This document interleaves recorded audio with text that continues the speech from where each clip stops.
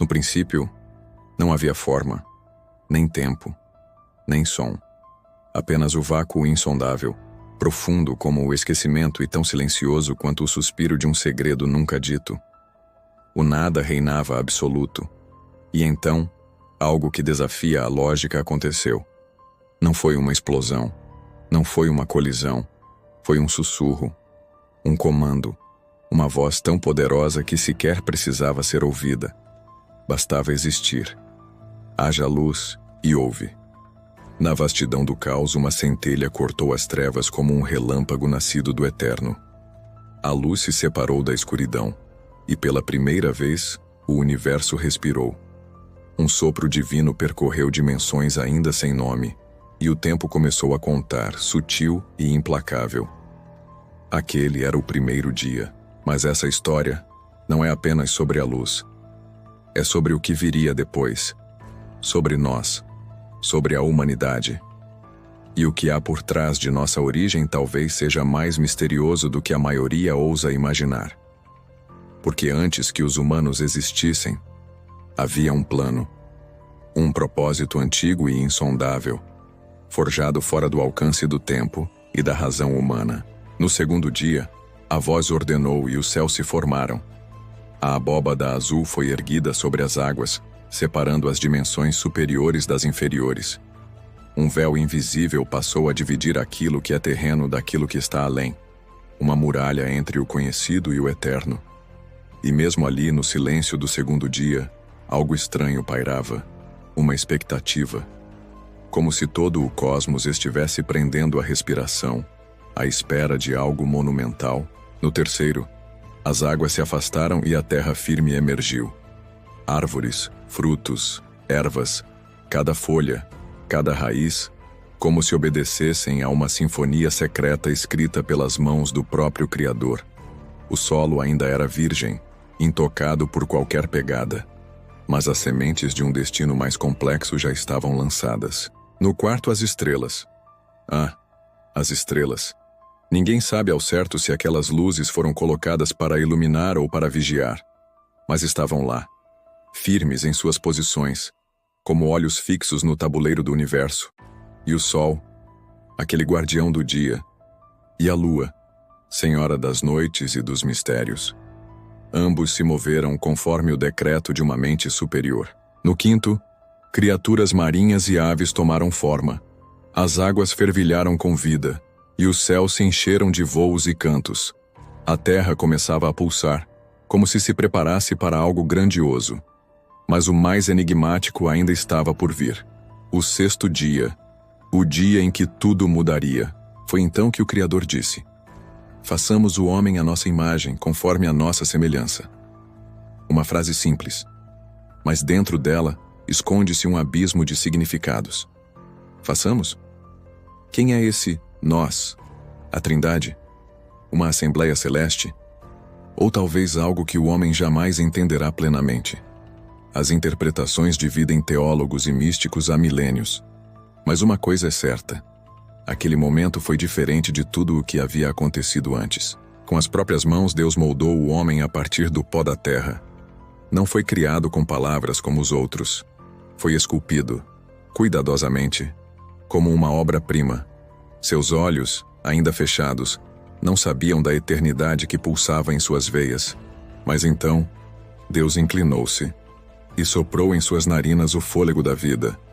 E o homem tornou-se alma vivente. Seu nome era Adão. E naquele instante, a terra conheceu seu primeiro guardião. Mas Adão não nasceu em meio ao caos. Ele foi colocado em um jardim, o Éden, um lugar tão perfeito que, até hoje, ecoa na memória coletiva da humanidade como símbolo de um paraíso perdido. Rios cortavam o jardim em 4 direções. Árvores frutíferas ofereciam alimento sem esforço.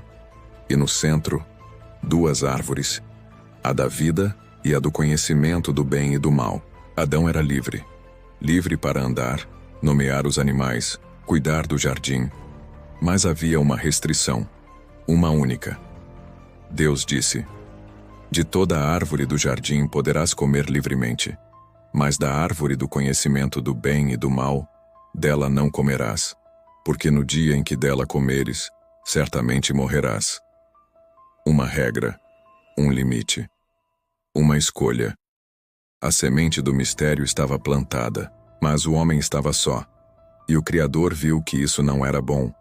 Mais uma vez, algo profundo foi retirado do próprio Adão, uma costela, e com ela, Deus formou a mulher. Eva, não feita do barro, mas de carne e osso.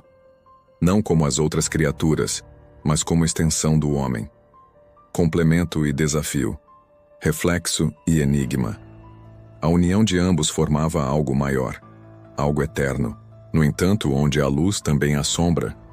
E o Éden, apesar de perfeito, não estava isento da presença do mal. Uma criatura astuta, sutil entre todos os animais, observava os recém-criados com olhos antigos. A serpente. De onde veio? Como chegou ao jardim? Por que sabia tanto? Muitos afirmam que era a manifestação do próprio Satanás, o anjo caído. Um ser de luz que se rebelou e que agora, banido, procurava arrastar consigo a criação mais amada de Deus. O homem. Com palavras suaves, insinuantes, ela se aproximou de Eva. Plantou a dúvida. É assim que Deus disse: não comereis de toda a árvore do jardim? Uma pergunta inocente, mas carregada de veneno. A mulher respondeu, mas a serpente insistiu: certamente não morrereis, porque Deus sabe que no dia em que dele comerdes, se abrirão os vossos olhos, e sereis como Deus, conhecendo o bem e o mal. A promessa de um poder proibido, o desejo de ser mais, o orgulho de ultrapassar limites. Eva comeu do fruto, e deu também a Adão. E naquele instante, algo quebrou-se. Não apenas um mandamento, mas a inocência. Os olhos se abriram, e com eles veio a vergonha, o medo, a consciência do bem e do mal. Pela primeira vez o ser humano se viu nu, vulnerável, frágil diante do próprio erro. O Criador voltou ao jardim. Chamou por Adão. Mas ele se escondeu. Aquele que antes andava com Deus à brisa do entardecer, agora tremia entre as árvores. A sentença veio como uma lâmina cortante. Dor ao dar à luz, suor para colher o pão, separação da eternidade. O casal foi expulso do Éden. E à entrada do jardim, um querubim foi posto com uma espada flamejante para guardar o caminho da árvore da vida. A humanidade agora estava do lado de fora. Mas por quê? Por que criar algo tão complexo, tão precioso, apenas para vê-lo cair? Por que permitir a presença da serpente? Por que colocar no jardim uma árvore proibida? A Bíblia não responde todas essas perguntas diretamente, mas talvez, nas entrelinhas, haja pistas. Talvez para que o amor fosse real precisava haver liberdade. E com liberdade, sempre vem o risco. O risco da escolha. O risco da desobediência. A criação da humanidade, portanto, não é apenas uma história de origem. É um retrato do conflito cósmico entre luz e trevas, entre obediência e orgulho, entre destino e livre-arbítrio. É o início de uma jornada que atravessa gerações, culturas e continentes. A saga do homem tentando voltar para casa, para o Éden, para Deus. E desde então, tudo mudou. O sangue de Adão e Eva corre por nossas veias, carregando não apenas a vida, mas também a herança da queda. Ainda buscamos o bem, mas nos seduz o mal. Ainda ansiamos por sentido, mas nos perdemos em ruídos. Ainda nos lembramos do jardim, mesmo que só em sonhos. Talvez seja isso que nos torna humanos, mas a história não termina ali. Porque mesmo na queda, houve uma promessa. Ainda no Éden, Deus disse à serpente: porei inimizade entre ti e a mulher, entre a tua descendência e o descendente dela. Este te ferirá a cabeça, e tu lhe ferirás o calcanhar. Uma profecia, um aviso, um prenúncio de redenção. Ao longo dos séculos, essa esperança foi passada de geração em geração. Um Messias, um Redentor, um segundo Adão que viria não do pó, mas do céu, que venceria a serpente não com força, mas com sacrifício. Mas isso é uma outra história. Por agora, resta-nos contemplar o mistério da origem, daquele momento em que o homem foi formado do barro e recebeu o sopro divino, daquele jardim perdido, guardado por espadas de fogo, daquele instante em que tudo começou, e também, talvez, quando tudo foi quebrado.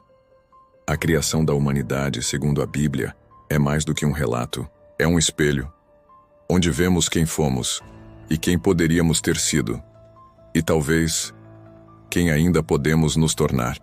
Se gostou desse mergulho nos mistérios da origem humana, curta o vídeo, se inscreva no canal Dexter Mistérios e compartilhe com quem também carrega essa inquietação no coração, porque às vezes, para entender o presente, é preciso voltar ao princípio, ao pó e ao sopro.